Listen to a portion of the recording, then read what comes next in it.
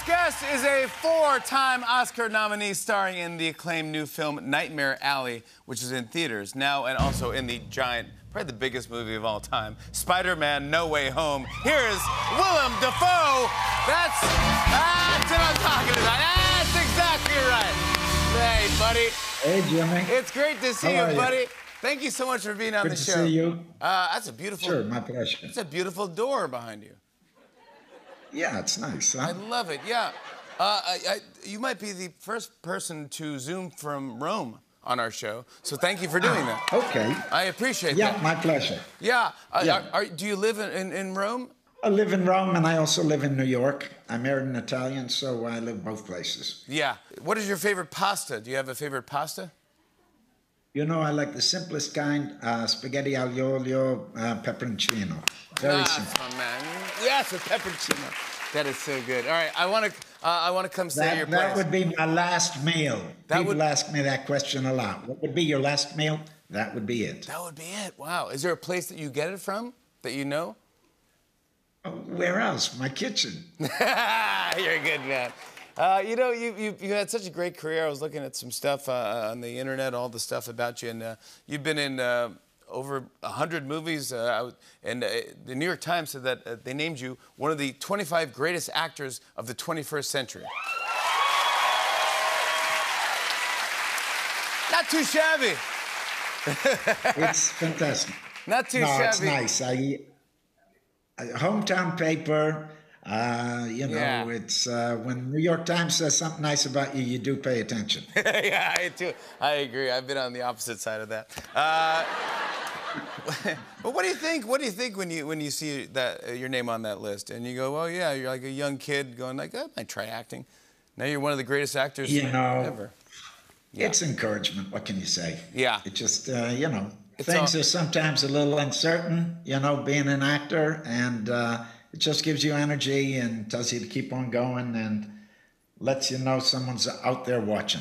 Yeah, a lot of people are out there watching you, buddy. I also saw you got a Hollywood star on the Walk of Fame, which I assume that you should have gotten already, but that's kind of awesome. That's kind of cool, right? Yeah, I mean, it's... I remember when first time I went to L.A., I bring in my kid there, and he loved movies, and I would take him and show him the stars on the Walk of Fame, and then to be a part of that is, yeah, it's not something I was thinking about, but I'm very happy that they invited me there. So. Do you know who, what other stars are next to you? Because that would be concerning for me. I would go, yeah. There goes the neighborhood, right? That's why they don't want to give me the star, because it just bum everyone else out. Let's talk about your movies. First of all, Nightmare Alley.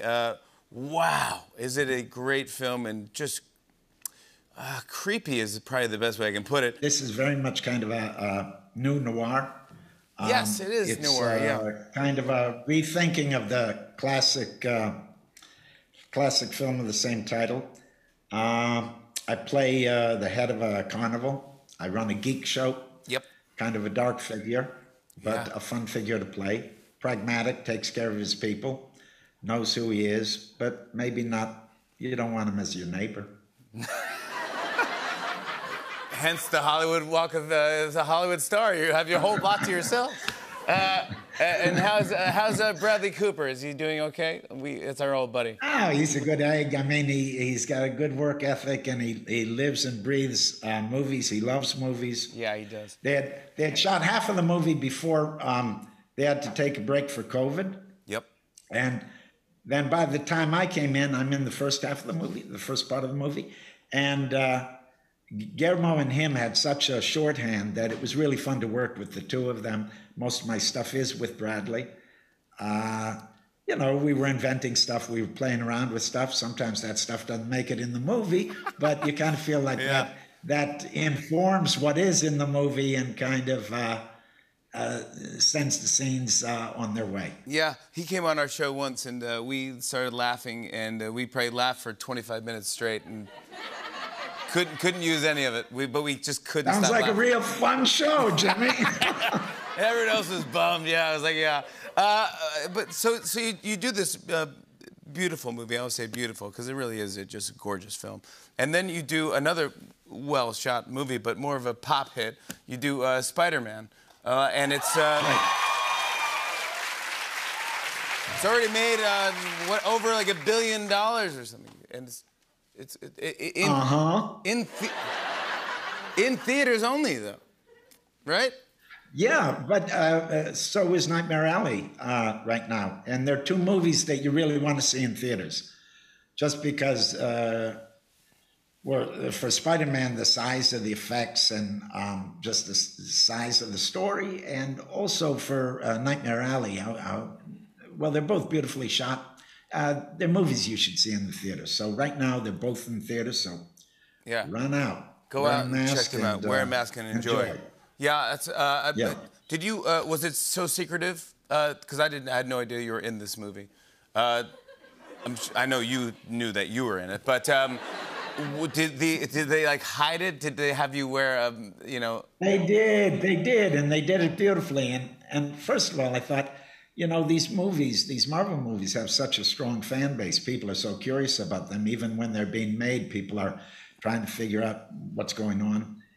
But they really decided they were going to keep some of the elements a secret. And I won't say what some of those elements are for anyone that hasn't seen the movie.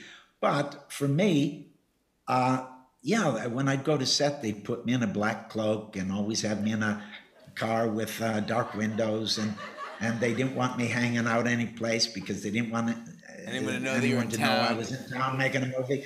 And I didn't think it would work, but actually it did. And only just before the movie was released, they started kind of hinting things in the trailers. So yeah, they did a great job. Cool. Yeah, it was cool, and you're amazing in it. And thank you again for coming on the show. I appreciate it. I want to show everyone the clip. All right, my pleasure.